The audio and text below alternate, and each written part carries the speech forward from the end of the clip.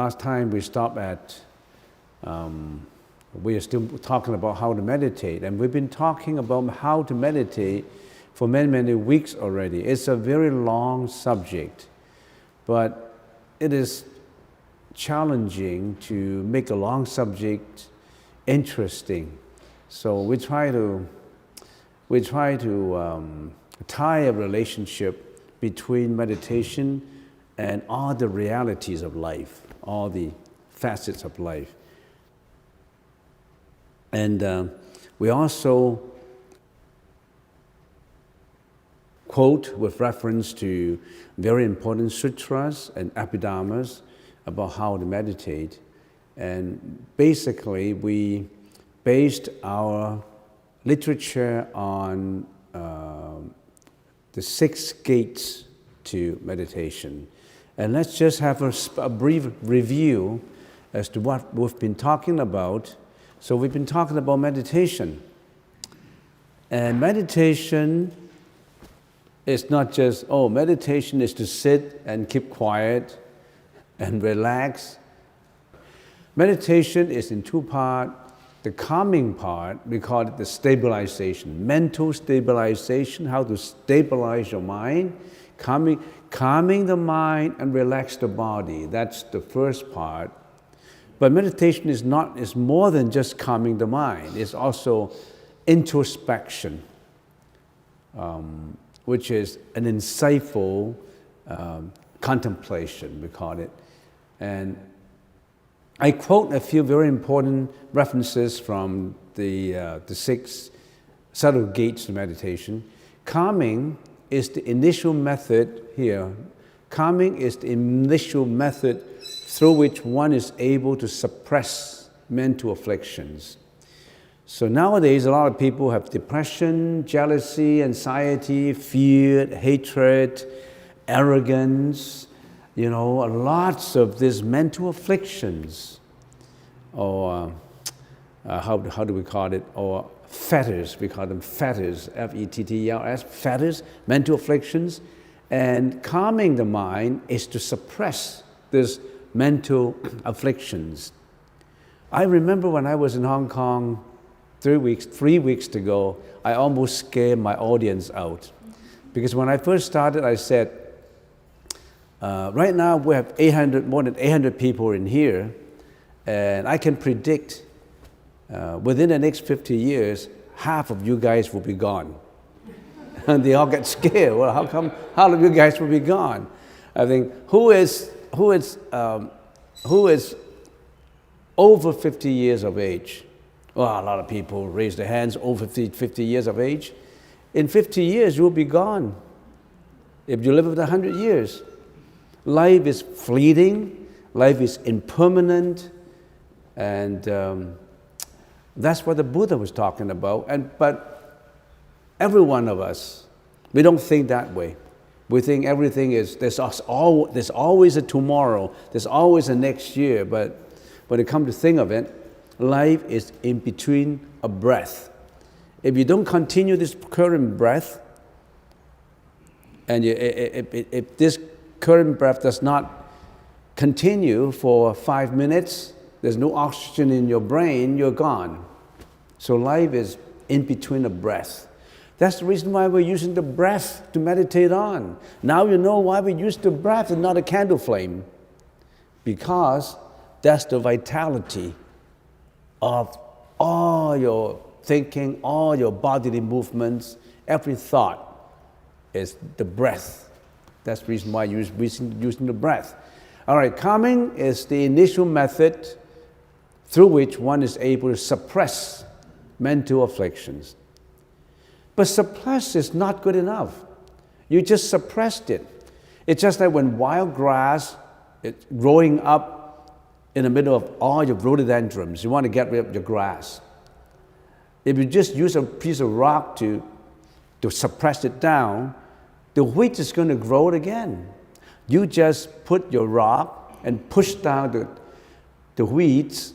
You think the weeds will disappear? The weeds will sprout again. Your jealousy, your hatred, your anxiety, your depression, your fear, your worries, it will sprout again. During the meditation, you learn how to suppress them. If you learn it well, then you can suppress them. By suppressing them, you're calming down your mind, but not for long. So we still have to do introspection, which is the next step, which is the primary essential through which one is able to eliminate delusions. That is to completely pull out the weeds, put the plastic in, put the rocks in, and it will never grow again. Make sure that you eliminate all your delusions. So introspection is very important. We have talked about the calming part for a few months already. For those who are just first time coming here, probably you don't know what we're talking about, because we've been talking about calming or stabilization for a few months. And now we're in introspection. I'm just doing a review in here, introspection. Next, calming is the provision with which one nurtures the consciousness. We need to nurture our consciousness. Why do we need to nurture our consciousness? What is our consciousness made up of? What comes out from the consciousness? All your delusions, all the mental afflictions, all the fetters, we call them, comes out from consciousness. We need to purify the consciousness. But before you need to purify your consciousness, you must learn how to clean up the dirt. And calming is an initial step where you perform the cleaning. So it nurtures the consciousness. Nowadays, we don't know how to nurture our consciousness. Introspection is the technique which stimulates the development of spiritual understanding. So after you have nurtured your consciousness, you need to stimulate your development for spiritual understanding. You need to go forward to have the stimulation and development of spiritual understanding. So one step forward. Next, calming is supreme cause for the dhyana absorption, and introspection is the origin of wisdom. You need wisdom, finally, to arrive at nirvana. So both samatha and vipassana, they are the wings of a bird, the two wings of a bird. A bird cannot fly with just one wing, so you need two wings to fly. You need calming and you need introspection, or you need stabilization and you need introspection. So we got this clear, right? This is just a review. And next. So we've been talking about stabilization, which is the same as calming. We're talking about counting, following, and stabilization. And now we are at introspection, which is the wisdom part, the vipassana part. And introspection, we need a lot of time to talk about it, because that is very important. That's the wisdom. In Buddhism, you have to build up wisdom, not just meditating and calming your mind and that's it. In addition to calming your mind, you have to build up your wisdom for your spiritual understanding, your spiritual development. So that part is in three aspects: the introspection part, the turning part, and the purification part. And we've been on the introspection part for 2 months already. And then I went away to Hong Kong for lectures, and then I'm returning. I'm taking up the introspection part again. Probably that would last for about 4 or 5 lectures. I don't want to deal with it for too long, because I want to go to turning and purification. But introspection is really so important. So we need to probe into it into a little bit more detail. All right, so let's take to the next. The cultivation of introspection. Now we get back to introspection. So how to cultivate introspection? It is absolutely important to have the right introspection. So what is the wrong introspection? The wrong introspection is using the wrong idea. For example, if you are using egoistic introspection, that's the wrong introspection. I hate this guy, and I don't like it, and I like that. This is rich, this is poor, this is ugly, this is beautiful. You're using a lot of your own built-in introspection, the egoistic introspection, the hatred introspection, the ignorant introspection. That's not the right introspection.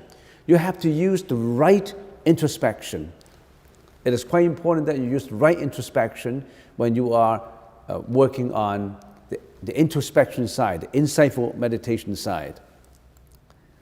What is the right introspection? The Sanskrit language is sam prajnaya, jing ji kin. Right introspection, sam prajnaya, means clear and right understanding, clear and right knowing with full awareness, guided by prajna, guided by wisdom. So your understanding has to be guided by the wisdom. So what is prajna, which is wisdom, you need prajna to fit in introspection. If you don't have the right prajna, you cannot fit in the introspection. Introspection is the method, is the tool. Prajna is the target, the intermediate target. And having a tool and having an intermediate target would lead you to the final destination. The intermediate target is still not the final destination, but you need that target. So, what is prajna? Prajna could be conceptual prajna. 叫做文字般若, conceptual prajna. And then you also need introspective prajna. And then you also need true prajna. So when we look at these three kinds of prajna, of wisdom, we know that the very basic, the very initial step we need to do is to have concepts in terms of a language. How do we think? How do we introspect inside? How do we think? We need certain concepts to think, right? And these concepts are written in words or in pictures. We cannot think without concepts, but you need to have the right concepts. If you have a concept of egoism, that's not the right concept. If you have the concept of cruelty, that's not the right concept. If you have the concept of violence and sex, that's not the right concept. You need to have the right conceptual concept, the prajna. But having just the concept is not enough. You need to introspect. You need to contemplate on the worded concept. In other words, you have the concept, you have to think it out. You have to think it out in such a way that you can use it as a practice. It's just like in studying at university. If you're taking economics or psychology, you learn all the words. You swallow up all these books of psychology, books of economics and finance, but you don't know how to apply them because you never use these concepts. So you need to have introspective. You need to apply these concepts. Economics concepts, financial concepts. So this is scientific. You need to apply them. If you learn, you have the concept of non-self. You need to use the non-self concept to practice your daily life so that you have altruistic attitude to life. You're not selfish attitude to life. So that's a practice that you need to do, right? So introspective prajna. And then, with introspective prajna, that would lead you to true prajna. And true prajna will lead you to a nirvana, the right understanding. It's easy to know about conceptual prajna. It's easy to know about introspective prajna. But what is true prajna? What is true prajna? True prajna is a state of pure consciousness that transcends worldly concepts or belief systems that might impede perfect wisdom. Many concepts stop our perfect wisdom. For example, concepts of violence, concepts of, so many concepts impede perfect wisdom. Concepts of, say for example, killing animals for food, concepts of polluting the environment for the purpose of self-interest, concepts of wars, concepts of violence, concepts of crime, that impede perfect wisdom. So that true prajna transcends all these concepts, worldly concepts and belief systems that might impede perfect wisdom. Number 2, pure consciousness that transforms the 3 parts of temporal consciousness: perception, vinaya, thinking, and emotion, chitta, into the ultimate introspection of the true nature of existence and reality. That required some explanations. Our consciousness is in 3 parts. Our mind, we call, so to speak, is in 3 parts. The perception part, which we call in the Pali language vijnana. The thinking part, in the Pali language we call it mano. And the emotional part, we call it chitta. And the perception part is through all the senses to perceive reality, to perceive all externalities. And after this perception, it gets into your thinking, which is in 2 parts. The rational thinking part, which is the mano, and emotional thinking part, which is your chitta. The mano, the thinking part, or the chitta, the emotional part, they're always at a tug of war, fighting against each other. The emotional part wants us to have depression, fear, anxiety, selfishness. And then the rational part says, no, you can't have this. So they're always fighting against each other. The rational part always fighting against each other.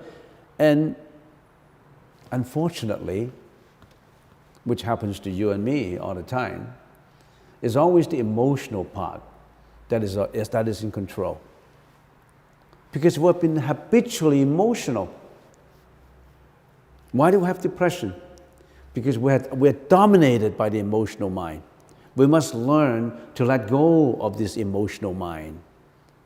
We are the victim of the chitta, of the emotional mind. Why are we the victim of the emotional mind? Because all this chitta, the emotional mind, is not just of this life. It's all the accumulation of previous lives' emotions, the power, the karmic energy of not only this life, previous life were brought forward, and this is highly dominating over the thinking or the mano mind. And Buddhism, or true prajna, is to balance it first, and finally it has a paradigm shift to take over the emotional mind. Are you willing to get the paradigm shift? To shift it over from the worldly emotional mind to that prajna, wisdom, in which you have high wisdom, then you're on your way to nirvana. You're free from suffering. You're free from emotions. Don't you want to be free from emotions? Or you always want to be buried in emotions? We don't want to have emotions. We want to get away from emotions. Who wants to be emotional? Who wants to be dominated by the emotional mind? Put up your hands. Who wants to have depression all the time? Who wants to have anxiety, fear, worry, hatred, jealousy, arrogance? We know those are wrong, but it seems that we habitually think that way, that we can't get rid of them. That's why depression is suicidal, because we can't stand it. Finally, it burns out our ego, suppressed the respect, and carry out the suicidal attempt. We have to change it. We have to have this paradigm shift. And it's right there. It's in the Buddha's teaching. It's not about just blind faith to believe in the Buddha. It's how to practice this conceptual prajna, develop it to introspective prajna, and develop to finally the true prajna all by yourself. Not God. If God can do something about it, He would have done it. You don't have to request. You just blindly believe in it and think that there was an external source that will help you. No, you got to help yourself. You can't just always depend on the doctor's medicine, the doctor's advice. You got to build up this confidence that you can change it. And you can. The Buddha said you can.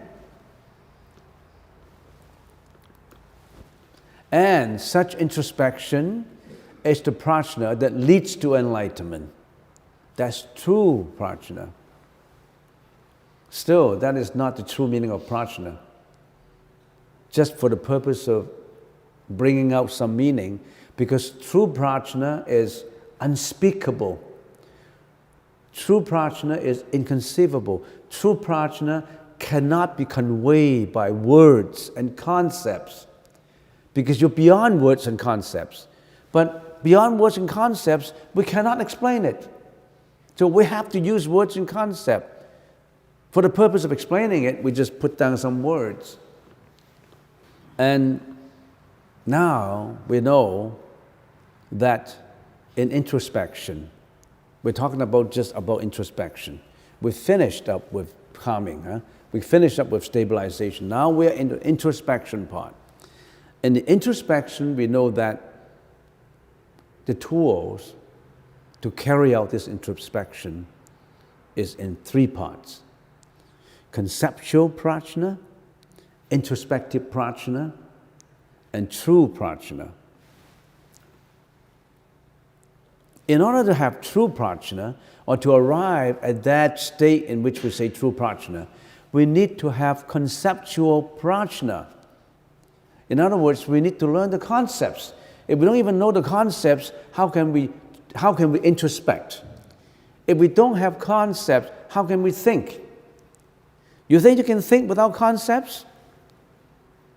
You think you can think without words? No. We always use concepts to think. But we don't want to use the wrong concepts. So the Buddha told us that there are an immeasurable amount of conceptual prajna. And all these immeasurable amount of concepts, the Buddha had been talking about these for 49 years. Since after his enlightenment, he started to talk about it for 49 years. It's all been written down in the three canons of the Buddha's teaching. The Vinaya, the Sutra, and the Abhidharma. All these are there. Do you care to want to know about them? That's prajna that leads you to happiness. That's prajna to get rid of the depression. That's the prajna to get you the wisdom, to guide you to be happier in your life, to help others to resolve problems. But how many people are really interested in doing it? It's very important that we know the right concepts. And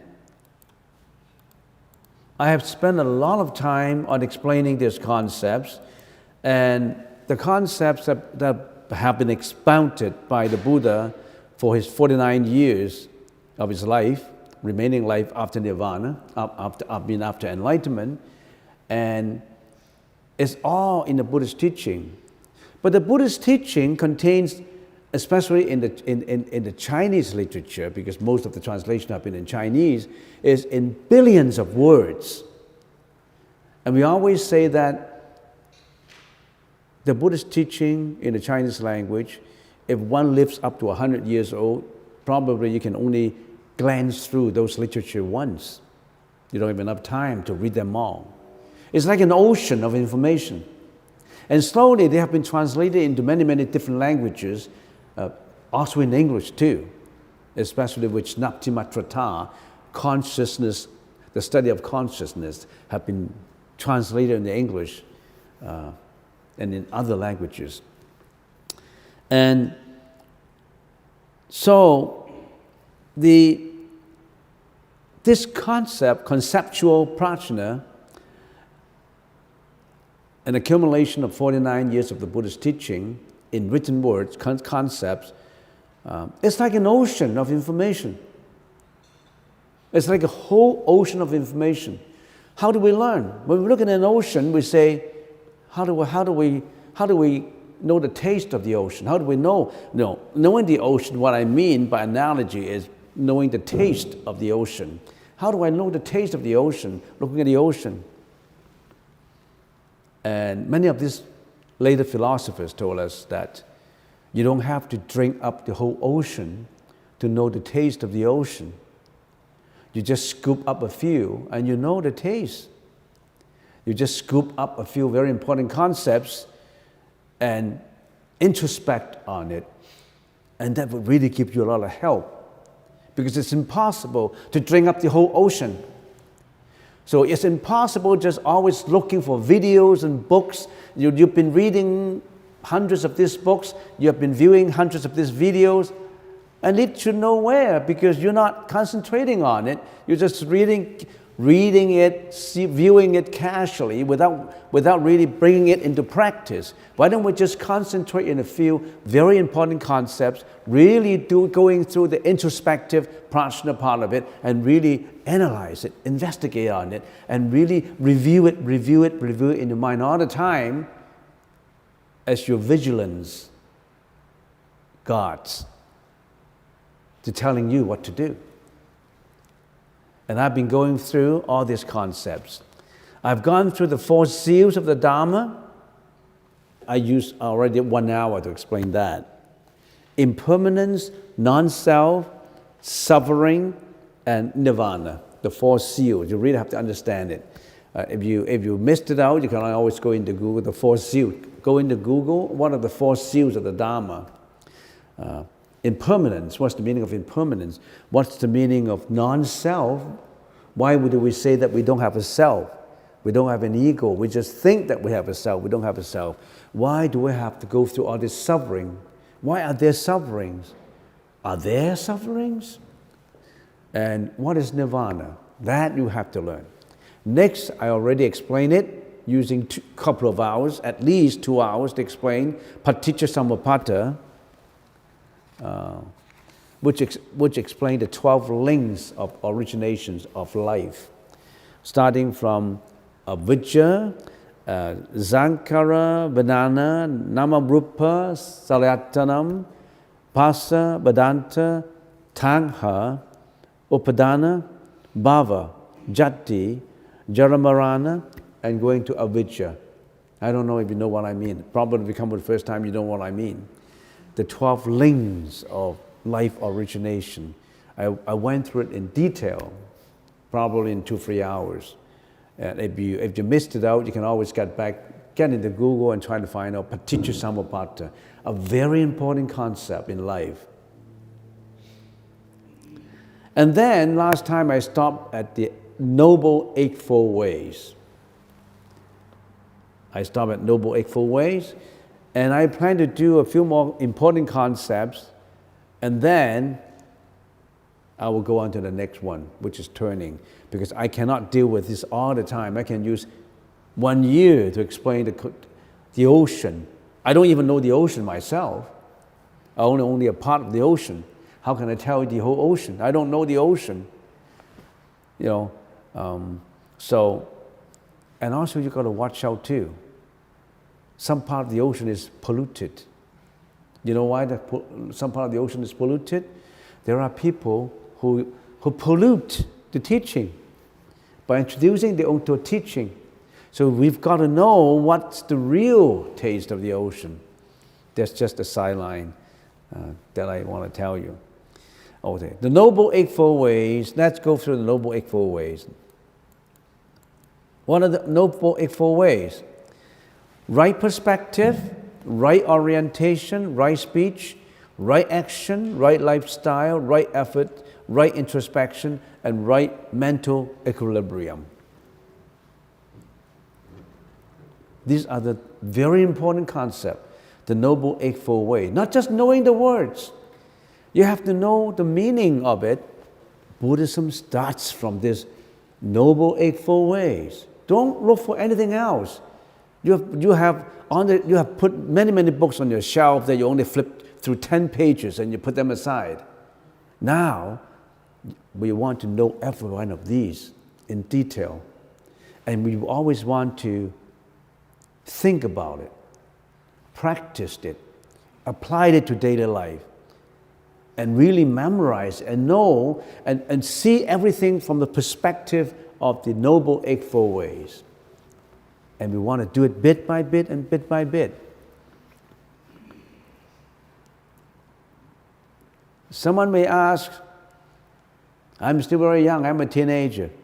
I want to go to work. Does it help me in my work? Does it help me to make more money? Does it help me to be happier? Does it help me to look for a boyfriend or girlfriend? If you know these 8 Noble Eightfold Ways, that would greatly help you to be successful in whatever you're doing, not just in enlightenment. The right perspective, right orientation, right speech, right action, right lifestyle, right effort, right introspection, right mental equilibrium. If you know these, that will make you happier in your life. That will help you to resolve all suffering, all problems. That will help you to identify problems, introduce ways to solve these problems in everything you are doing, not just in enlightenment. You can even find a half-foot approach of finding a solution to a case of problems. I came out from a school dealing with management. I was from U of T, MBA. Nowadays, a lot of MBAs in the streets. In those days, there are not many MBAs. Now everybody is an MBA. And in MBA, we have to learn how to solve problems, how to identify problems, how to introduce ways to solve problems, how to make sure that problems are solved. And I find that this all fit in. And I don't want to start right perspective. I want to start right perspective in the next session. The right perspective. How do you see things in the right perspective? Don't try to see things in a twisted, fallacious, vicious perspective. How do we do that? We'll leave that for next session.